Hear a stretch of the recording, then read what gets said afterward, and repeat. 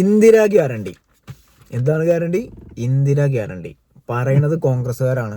അപ്പോൾ നിങ്ങളിത് നടക്കും എന്നുള്ളത് ഒരു ക്വസ്റ്റ്യൻ മാർക്ക് നിങ്ങൾ മനസ്സിൽ വെക്കുക. അപ്പം വരാനിരിക്കുന്ന നമ്മുടെ കേരളത്തിൽ നടക്കാനിരിക്കുന്ന നിയമസഭാ തിരഞ്ഞെടുപ്പുമായി ബന്ധപ്പെട്ട് കോൺഗ്രസ് മുന്നോട്ട് വെച്ചിട്ടുള്ള ഒരു എന്താ പറയുക മാനിഫെസ്റ്റോ, ആ സാധനം നമ്മളവിടെ വായിക്കണം. അതിന് പേരിട്ടുള്ള ഇന്ദിരാ ഗ്യാരണ്ടിയാണ്. അതായത് പ്രധാനമന്ത്രി ഇന്ദിരാഗാന്ധിയുടെ പേരിട്ടിട്ട് ഇന്ദിരാ ഗ്യാരണ്ടി, ഇന്ദിരാഗാന്ധിയുടെ പേര് വെച്ച് ഉറപ്പ് നൽകുകയാണ് ജനങ്ങൾക്ക്, ഇന്ദിരാ ഗ്യാരണ്ടി.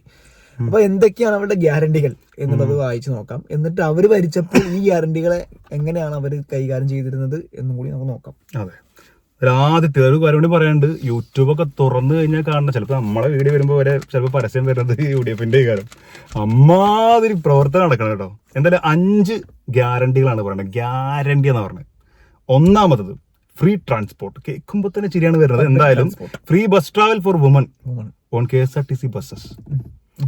അതായത് കർണാടകയിലെ അവസ്ഥ എന്നുള്ളത് നമ്മൾ മനസ്സിലാക്കേണ്ടത് KSRTC മുന്നോട്ട് പോകുന്നത് കൂടുതലായിട്ടും സ്ത്രീകളുടെ ഈ ഒരു പറയുന്ന യാത്ര ഭാഗമായിട്ടാണ്. അപ്പൊ അവർക്ക് ഫ്രീ ആയിട്ട് കൊടുത്തു കഴിഞ്ഞാൽ KSRTC എങ്ങനെ മുന്നോട്ട് റൺ ചെയ്യാം എന്നുള്ള ഒരു ചോദ്യം അവിടെ ഉയരുന്നുണ്ട്. 2, KSRTC അടച്ചു പൂട്ടേണ്ടി വരുന്നു പച്ചക്ക് പറഞ്ഞ ആൾക്കാരാ. ഇന്ന് ഇവർക്ക് ഇത് പറയാനുള്ള ധൈര്യം എവിടുന്ന് വന്നു? KSRTC ആ അവസ്ഥയിലപ്പോ ഉള്ളത്. അതെ, അത്രയും മുന്നോട്ട് കൊണ്ടുവന്നു ഗണേഷ് കുമാർ. 60% സ്ത്രീകളാണ്. ഇനി കർണാടക ഇവർ കൊടുക്കുന്നുണ്ട്, എന്നിട്ട് ആണുങ്ങളെ കയ്യിൽ നിന്ന് കൂടുതൽ പൈസ വാങ്ങിയിട്ട് പെണ്ണുങ്ങൾക്ക് ഫ്രീ ആയി. കർണാടകയിൽ അടച്ചുപൂട്ടേണ്ട അവസ്ഥയിലാണുള്ളത്. അപ്പം അടച്ചു പൂട്ടാൻ വേണ്ടിയിട്ട് ഇങ്ങനെ സഹായങ്ങൾ കൊടുക്കേണ്ടതുണ്ടോ എന്നുള്ളൊരു ചോദ്യമാണ്. കഴിയുമെങ്കിൽ ചെയ്യുക, ചെയ്യാത്ത കാര്യങ്ങൾക്ക് അറിയാത്ത കാര്യങ്ങൾ പറയാതിരിക്കണം. അപ്പൊ അത് നടക്കുന്ന കാര്യമല്ല. എന്ത് KSRTCയിൽ സ്ത്രീകൾക്ക് സൗജന്യ യാത്ര എന്ന് പറയുമ്പോൾ അത് കേരളത്തിൽ പോസിബിൾ അല്ല എന്ന് നമ്മൾ ആദ്യം മനസ്സിലാക്കണം. അത് ലോജിക്കലി പോസിബിൾ അല്ല.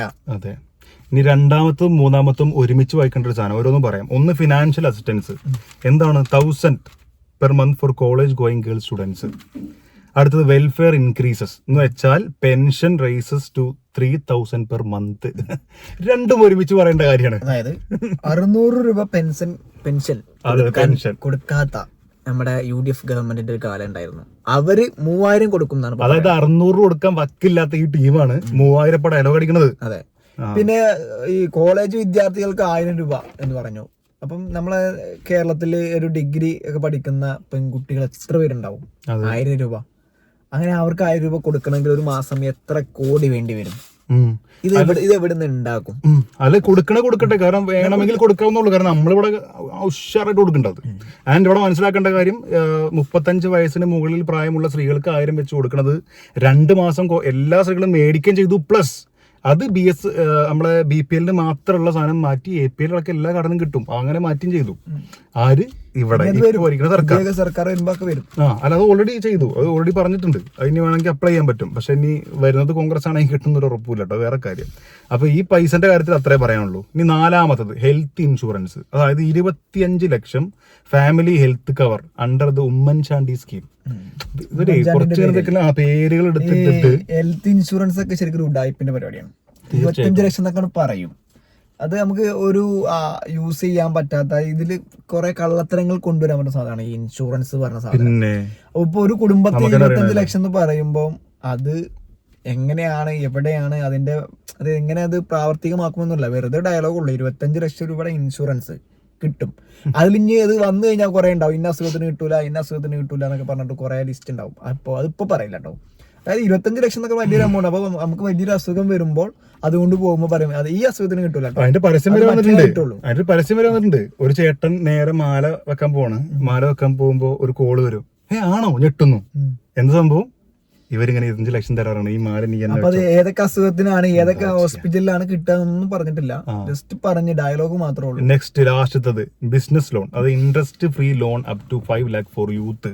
യുവാക്കൾക്ക് സംരംഭം തുടങ്ങാനും മറ്റു കാര്യങ്ങൾക്കൊക്കെ വേണ്ടി 5 ലക്ഷം രൂപ ഇൻട്രസ്റ്റ് ഇല്ലാതെ പലിശരഹിതമായി കൊടുക്കും. എത്ര പേർക്ക് ഇവർ ഈ പൈസ കൊടുക്കും? ലോണാണെന്നുകൊണ്ട് പിന്നെയും കൊടുക്കുമെന്ന് വിചാരിക്കാം.